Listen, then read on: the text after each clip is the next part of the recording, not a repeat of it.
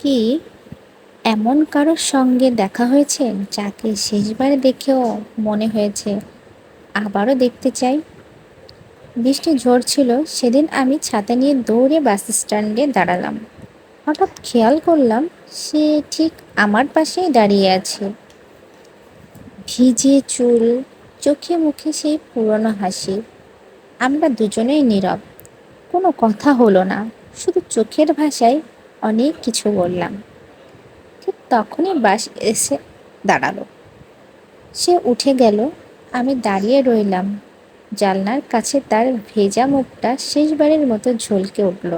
বাস চলে গেল, আর আমি বুঝলাম সব গল্পের শেষ হয় না শব্দে, কিছু শেষ হয় নীরবতায়। আল্লাহ হাফেজ। আসসালামু আলাইকুম। তো ভিউয়ার্স, কেমন লাগলো আমার গল্পটা?